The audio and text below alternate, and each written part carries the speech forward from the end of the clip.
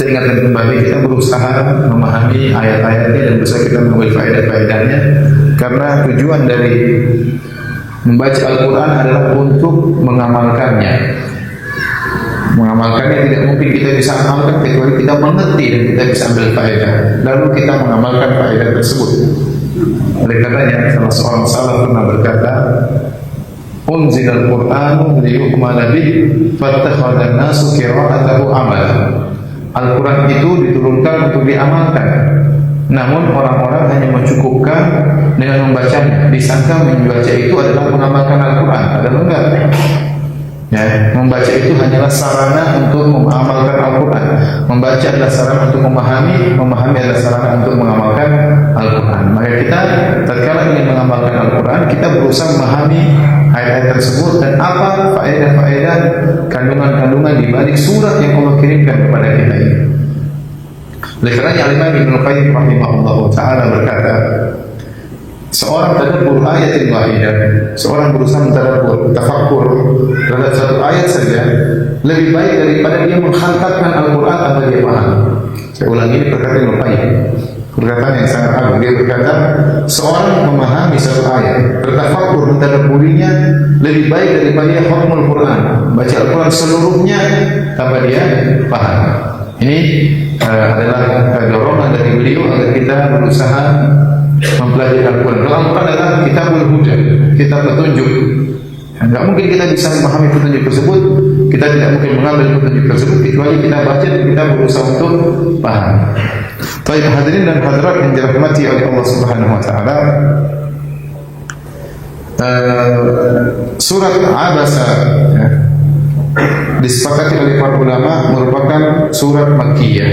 Ini sering saya sampaikan, surat Makkiyah adalah surat yang turun sebelum Nabi berhijrah ke kota Madinah. Surat Makkiyah atau ayat Makkiyah adalah ayat atau surat yang turun sebelum Nabi berhijrah ke kota Madinah. Setelah Nabi berhijrah ke kota Madinah, maka surat dan ayat disebut dengan Madaniyah. Ya, Madaniyah. Karena surat Al-Baqarah adalah surat Makkiyah, berarti dia turun sebelum Nabi berhijrah ke kota Madinah, dan topiknya menunjukkan akan hal tersebut, di mana Nabi SAW sedang berdakwah kepada sebagian pembesar orang-orang kafir Quraisy. Di antaranya ada Utbah bin Rabi'ah, ada yang mengatakan di antaranya adalah Ubay bin Khalaf. Kemudian tiba-tiba datang Ibnu Ummi Maktum yang buta, kemudian minta untuk diajari oleh Nabi Sallallahu Alaihi Wasallam, sehingga dia mengganggu Nabi yang sedang sibuk mendakwahi pembesar-pembesar orang Quraisy. Maka Nabi pun berpaling daripada Ibnu Ummi Maktum. Maka Allah tegur dengan mengatakan abasa wa tawalla. Dia bermuka masam dan dia berpaling. Maksudnya Rasulullah Sallallahu Alaihi Wasallam. Hadirin hadirat yang dirahmati oleh Allah Subhanahu Wa Taala, surat Abasa isinya adalah teguran kepada Rasulullah Sallallahu Alaihi Wasallam. Ini dalil bahwasanya Al-Quran itu bukan karangan Nabi, dan Nabi tidak pernah menyembunyikan satu ayat pun.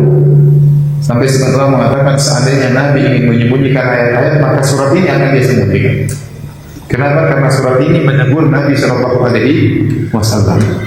Nabi bersalah, dan di antara sifat Nabi Muhammad SAW adalah al-ma'sum. Maksudnya al-ma'sum apa? Tidak pernah salah dalam masalah menyampaikan ayat-ayat Allah. Artinya kalau salah langsung ditegur oleh Allah Subhanahu Wa Taala. Dan Nabi beberapa kali salah, seperti dalam surat ini, abasa wa tawalla, kata Allah dia bermuka masam dan berpaling. Seperti Rasulullah SAW pernah mengizinkan yang tidak harusnya tidak boleh diizinkan, kata Allah, afallahu anka lima adzinta lahum. Semoga Allah memaafkan engkau wahai Muhammad, kenapa kau izinkan bagi mereka? Kenapa kau berizin bagi mereka? Allah tegur. Contoh lagi, Rasulullah SAW pernah mengharamkan madu demi untuk menyenangkan istri-istrinya. Allah tegur, ya ayuhan nabi lima tuharrimu ma ahallallahu laka tabtaghi mardata azwajik. Wahai Nabi, kenapa engkau mengharamkan apa yang Allah halalkan bagimu hanya sekedar untuk mencari keridhaan istri-istrimu? Ya, jadi ada beberapa ayat yang menunjukkan Nabi salah langsung ditegur oleh Allah Subhanahu Wa Taala, menunjukkan Nabi maksum. Adapun kalau kita sekarang kita salah, ya, tidak ada ayat yang menegur, tidak ada ayat yang menegur karena ayat sudah selesai. Dan terakhir setelah Rasulullah SAW meninggal, maka Al-Quran sudah sempurna. Baik, hadirin hadirat yang dirahmati Allah Subhanahu Wa Taala, sebagian orang berlebihan, tidak suka kalau ada orang baca surat Abasa. Kenapa dia terlalu cinta kepada Nabi? Kenapa dibaca Abasa? Kita bilang Nabi yang baca Abasa berkata. Ya. Kalau kita baca surat ini bukan berarti kita mencela Nabi, tidak. Kita sedang menceritakan kisah bagaimana Allah menegur siapa? Nabi Muhammad SAW karena kesalahan beliau. Dan Nabi juga membaca surat ini. Ya. Adapun abasa dalam bahasa Arab artinya wajah berkerut, ya, bermuka masam, menggabungkan antara dahi, namanya apa? Abasa. Ya. Abasa dalam bahasa Arab demikian artinya. Abasa wa tawalla. Kalau kita artikan dia bermuka maling, bermuka masam, dan dia berpaling. Kenapa dia bermuka masam dan berpaling? Karena Allah anja'ahul a'ma. Tatkala datang seorang yang buta. Saya ulangi lagi, ya. Sebab nuzul surat ini, Nabi diceritakan sedang berdakwah terhadap pembesar-pembesar Quraisy.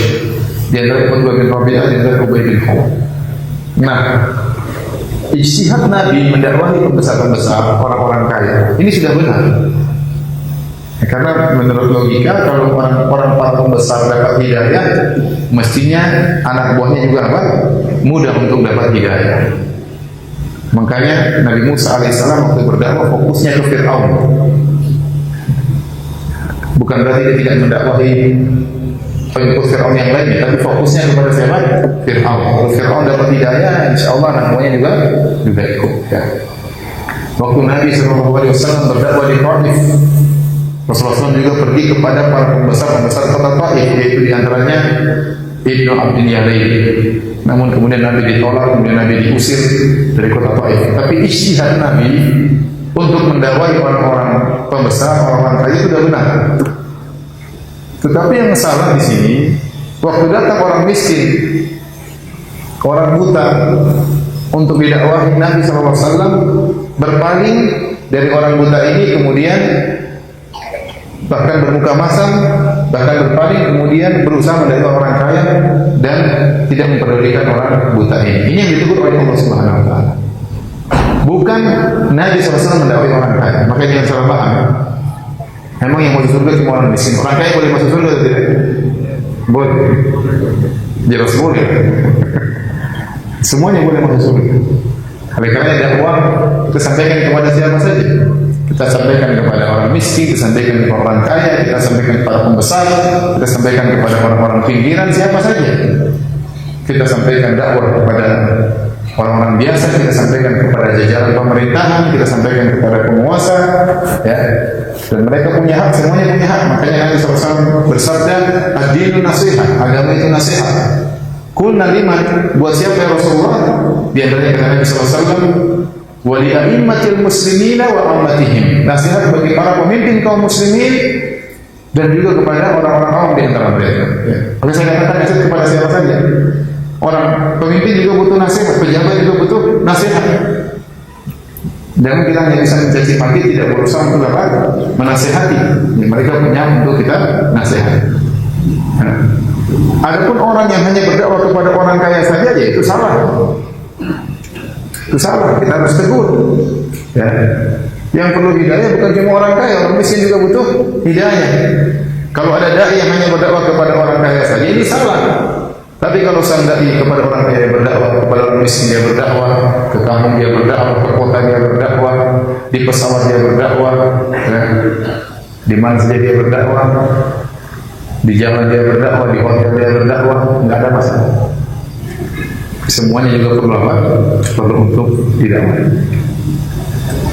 Hadirin hadirat rahmati Allah Subhanahu Wa Taala. Yang menunjukkan dalam surat ini, Ibnu Umi Maktum dia tidak tahu kalau Nabi sedang mendakwahi orang-orang kaya, para pembesar. Di antara yang disebut oleh para tafsir Ubay bin Khalaf. Ubay bin Khalaf adalah pedagang besar di kalangan orang-orang kafir Quraisy.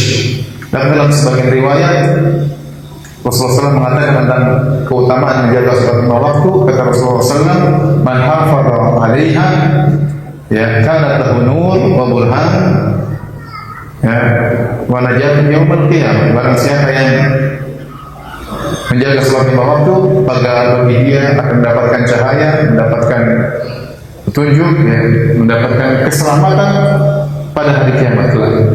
Wa man lam yuhafiz 'alaiha, barang siapa yang tidak menjaga salat lima waktu, maka tidak ada cahaya baginya, tidak ada petunjuk baginya, tidak ada keselamatan baginya.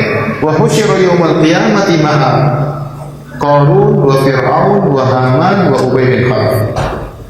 Dan orang yang tidak menjaga salat lima waktu pada hari kiamat kelak akan dikumpulkan bersama Fir'aun, Haman, Qarun dan Ubay bin Khalaf. Kata sebagian ulama, orang-orang yang meninggalkan sholat karena sibuk dengan yang hartanya yang begitu banyak, maka dikumpulkan bersama Qarun.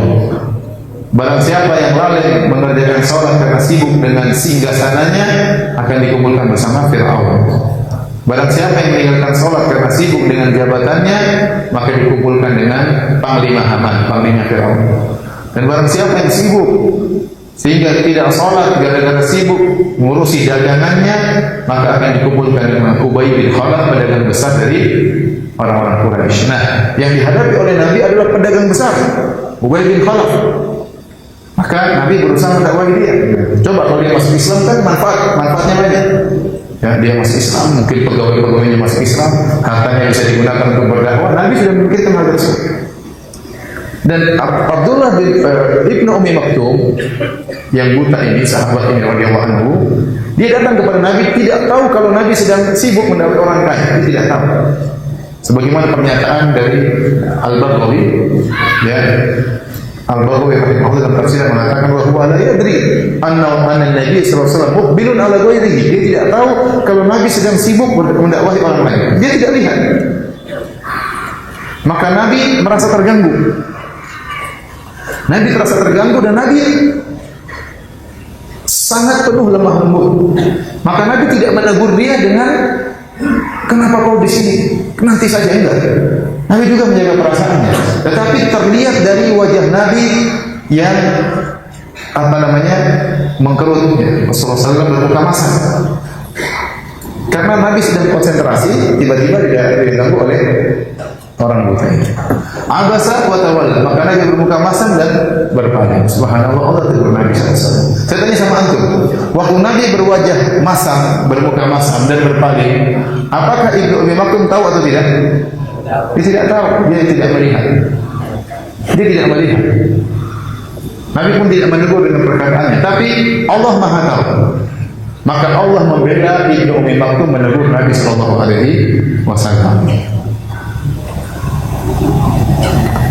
Dan Allah pun menegur Nabi SAW dengan penuh kelembutan. Allah tidak mengatakan, tidak menggunakan kata ganti orang kedua. Allah tidak berkata abassa wa tawallaita, engkau bermuka masam dan engkau berpaling wahai Muhammad. Padahal surat diturunkan kepada siapa? Nabi Muhammad SAW. Tapi Allah menggunakan kata ganti orang ketiga. Abassa wa tawalla, dia bermuka masam dan berpaling. Ini lebih ringan daripada engkau, kamu lain. Oleh karena di sebagian ayat waktu Nabi salah juga, Allah katakan afallahu anka lima adinta lahum. Allah telah memaafkan engkau wahai Muhammad, kenapa engkau izinkan mereka? Ini biasanya orang maki-maki dulu baru dimaafkan. Kamu brengsek, kamu kurang ajar, tapi saya maafkan. Biasanya begitu. Memang kamu, tapi yang dimana lagi sudah saya maafin. Enggak. Adapun Allah tatkala menegur Nabi, Allah jelaskan dulu bahwasanya Muhammad sudah dimaafkan. Afallahu anka. Karena Rasulullah SAW orang yang sangat mulia. Dia sudah berusaha, salah ditegur. Tapi Allah mengatakan, kau dimaafkan wahai Muhammad, cuma salah.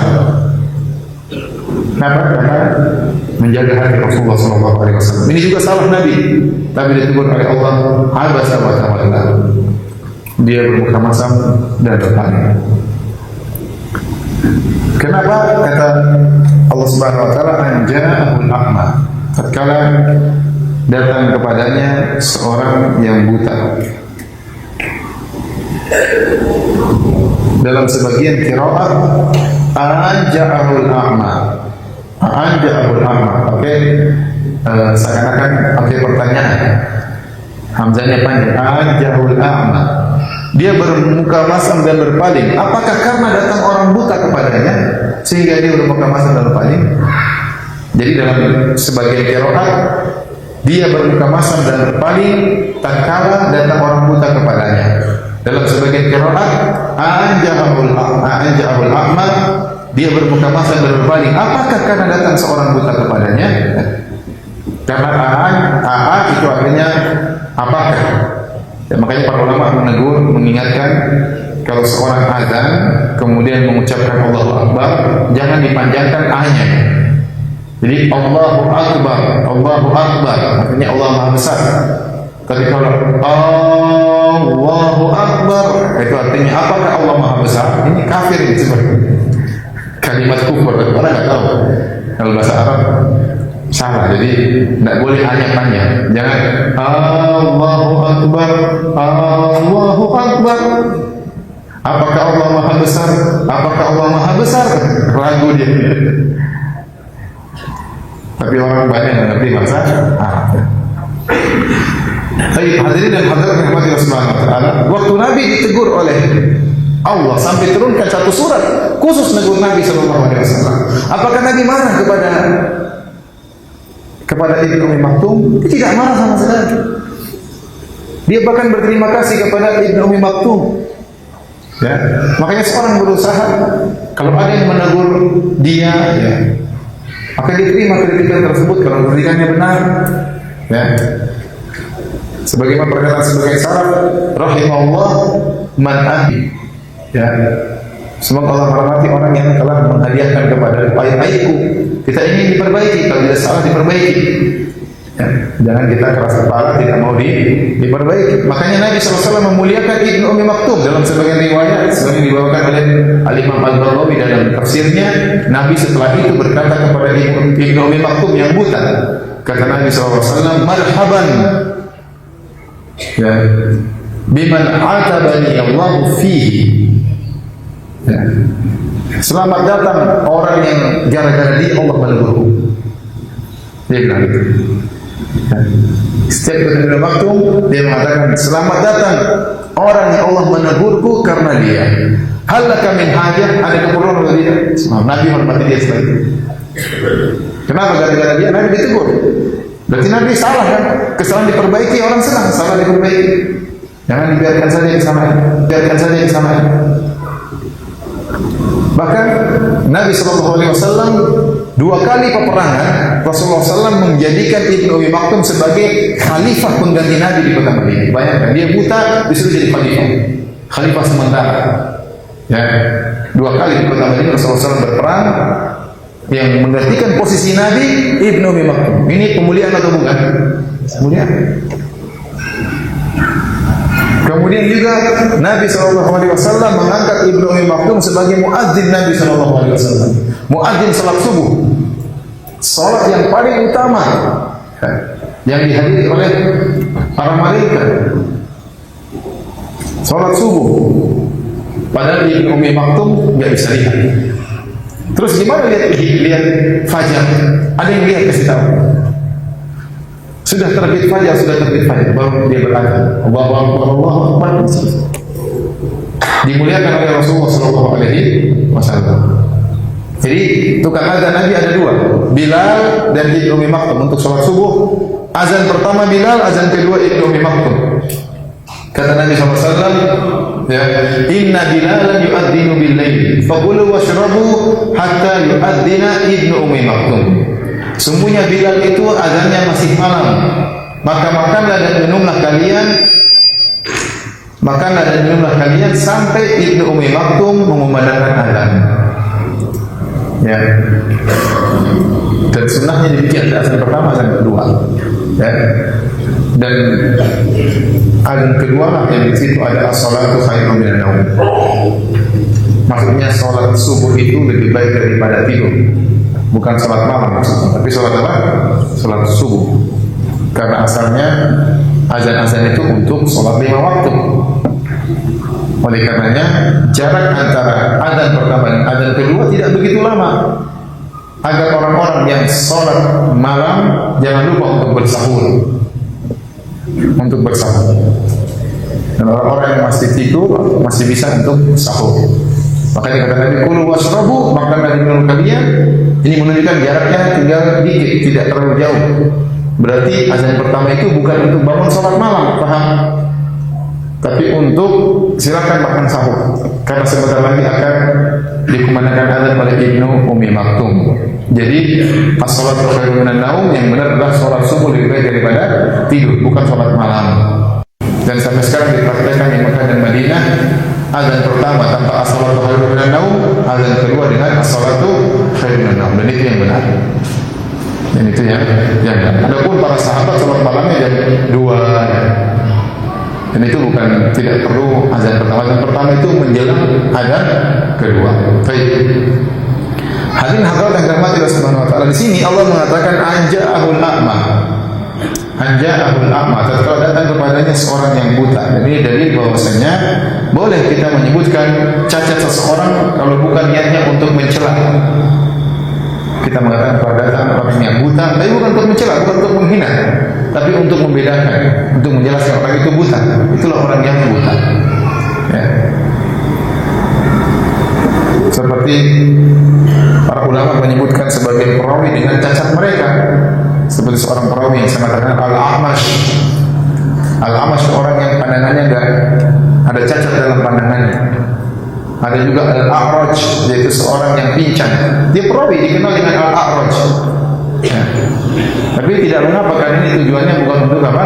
Bukan untuk mencela. Seperti Ibnu Ummi Maktum, Allah mengatakan tatkala datang kepadanya Al-A'ma, orang yang buta. Baik. Hadirin dan hadirat yang dirahmati Allah Subhanahu wa taala, kata Allah, "Wa ma yudrika la'allahu yazzakka aw yadhakkaru fatanfa'ahu dzikra." Jadi Ibnu Maktum datang kepada Nabi kemudian mengatakan, "Ya Rasulullah, ajarkanlah kepadaku ayat yang diturunkan Allah kepadamu. Adakah ayat Al-Qur'an yang diturunkan Allah kepadamu? Ajarkan kepadaku. Alimni, ajarkanlah kepadaku." Nabi berpaling. Maka Allah tegur, "Apakah karena datang orang buta kepadamu? Wa ma yudrika la'allahu yazakka."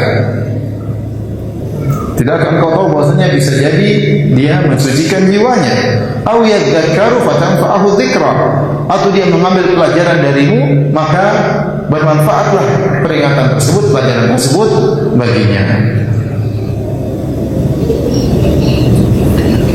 Kemudian Allah mengatakan, Allah membandingkan sekarang antara Ibnu Ummi Maktum dengan orang-orang kafir Quraisy. Orang kafir Quraisy ada yang mengatakan Ubay bin Khalaf, pedagang yang kaya raya, kemudian ada yang Utbah bin Rabi'ah, tokoh orang Quraisy. Ada yang mengatakan juga di situ ada Abu Jahal, Amr bin Hisham, Al-Makhzumi, ya, kumpulan orang-orang Quraisy. Maka Allah Subhanahu wa taala membandingkan antara Ibnu Ummi Maktum dengan mereka. Allah Subhanahu wa taala berfirman, "Amma man istaghna." Adapun orang yang merasa dirinya serba cukup, itu orang kafir Quraisy. Dia tidak perlu, ngapain Muhammad kesini, ngapain dakwahikan? Fa anta lahu tasadda. Malah engkau semangat untuk mendakwahi mereka.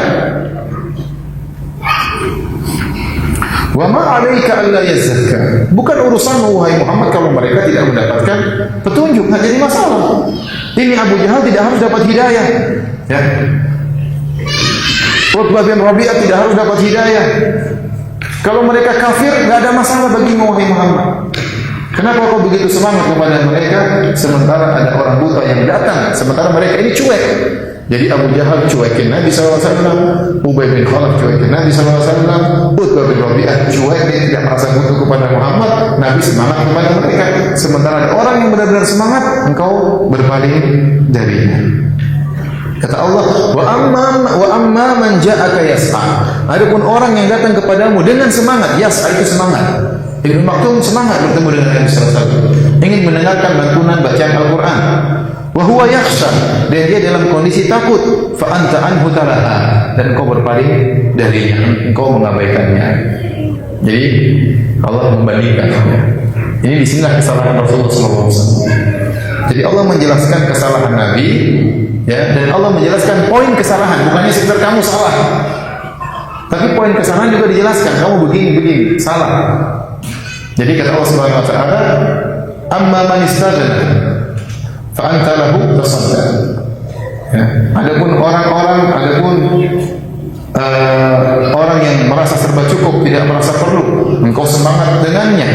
Wa ma 'alaika alla yazakka, tidak ada urusan dengan Muhammad, jangan khawatir kalau mereka tidak beriman, tidak jadi masalah. Wa amma man ja'aka yas'a, adapun orang yang datang semangat kepadamu, yaitu Ibnu Maktum yang buta, wa huwa yakhsha, dalam kondisi takut kepada Allah, wa anta anhu talahan, dan kau berpaling darinya. Harusnya kebalik. Harusnya orang ini cuekin, orang ini yang kau semangati. Tapi kau salah, wahai Rasulullah sallallahu alaihi wasallam. Kata para ulama, Ibnu Ummi Maktum memiliki 3 sifat. Pertama, dia datang. Yang kedua, dia semangat dalam datangnya. Dan yang ketiga, dia takut kepada Allah Subhanahu wa taala. Dia yang datang. Dia yang datang. Kemudian datangnya pun semangat. Kemudian dia pun dalam kondisi takut kepada Allah. Ya, maka seorang penuntut ilmu berusaha seperti Ibnu Ummi Maktum. Ya, semangat. Kemudian juga khusyuk dalam mendengarkan pengajian. Jangan malas-malasan. Toh antum pun akan habis waktu antum dulu di pengajian. 1,5 jam berlalu akan berlalu. Antum toh tidak kemana-mana. Nah, kalau sudah terlanjur terjebak dalam masjid ikut pengajian, ikut yang serius. Paham? Serius nggak serius waktu tak berjalan. Ya, waktu tak berjalan. Sama seperti kalau kita sholat, semangat. Ya. Yakhsha, takut. Toh ente tetap aja sholat, mau khusyuk nggak khusyuk tetap waktu ente terbuang. Nah, kenapa kita sekalian semangat dalam sholat tersebut? Makanya Nabi SAW, kalau kita baca tentang sifat sholat Nabi semangat. Kalau takbir Allah di sini atau di atas dikit, jelas. Kalau Nabi SAW rukuk, maka rukuknya lurus. Kalau Nabi SAW sujud, maka dibuka kedua tangan, semangat. Karena Nabi sedang beribadah kepada Allah, menunjukkan semangat beribadah kepada Allah. Ada orang yang sholat malas-malasan sampai pegang tali, Rasulullah tegur, jangan seperti ini cara beribadah kepada Allah Subhanahu wa taala. Ya. Jadi khusyuk itu bukan berarti tidak semangat. Ada yang Allah, bukan berarti itu khusyuk ya. Semangat Allah. Ini enggak usah gitu juga. Biasa aja Allah, kayaknya semangat, kayaknya khusyuk banget. Enggak. Sallallahu semangat. Maka maksud saya, Anda kalau sudah masuk dalam sholat, ya udah khusyuk, berusaha untuk khusyuk, berusaha untuk memikirkan akhirat. Waktu tetap berjalan. Betul ilmu pun demikian. Jadi Ibnu Ummi Maktum, betul ilmu semangat. Padahal dia bukan. Kata Allah, kalla innaha tadhkirah. Ini merupakan peringatan, pelajaran bagimu. Kalla yaitu kalimat zajar. Jangan engkau begitu. Maknanya demikian. Jangan engkau begitu wahai Muhammad. Innaha tadhkirah, ini semua peringatan. Maksudnya apa? Ada yang mengatakan ayat-ayat sebelum yang kita sebutkan dari awal, ini semua peringatan bagi engkau wahai Rasulullah SAW, bahwa engkau telah salah. Jangan ulangi lagi seperti itu. Ya. Diingatkan ya, tidak semua orang dalam satu ibadah pahalanya sama.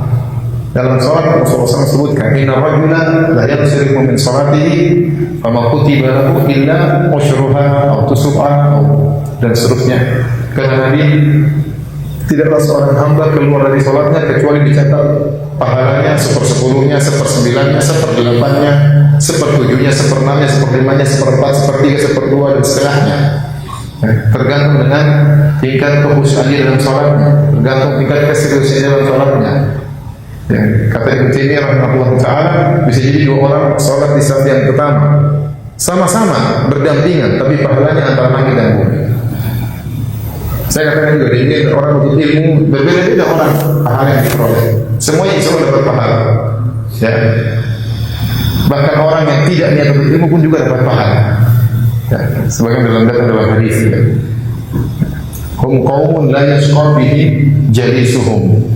Kata Allah terhadap majelis-majelis zikir, majelis-majelis ilmu, mereka adalah kaum orang yang duduk bersama mereka tidak akan merugi. Orang yang duduk bersama majelis ilmu meskipun niatnya bukan untuk ilmu, ya, niatnya untuk jualan misalnya, sekalian untuk ilmu, tetap juga dapat apa? Barokah. Dan yang menuntut ilmu tidak sama pahalanya. Allah Maha tahu. Ada yang serius, ada yang kurang serius, ada yang sambil ngantuk-ngantuk, ada yang ngantuk terus-terusan, ada yang setengah tidur, ada yang tidur-tiduran, ada yang tidur beneran, ada yang nyatat, ada yang nggak nyatat. Dan saya ajarkan untuk catat, karena banyak orang yang kalau menurut ilmu, meskipun antum nggak baca lagi, catat aja, itu sudah masuk ya. Ada orang nyatat meskipun tidak dibuka lagi catatannya, karena waktu dia nyatat, seakan-akan dia menghafal, dia dengar, dia tangkap, dia ungkap dalam tulisan ini lebih kuat menetap di kepala. Tapi kalau nggak nyatat, jatuh juga sih, gugur juga, gugur juga ilmunya. Jangan tersinggung ya. Biasa aja kali Ustaz. Baik.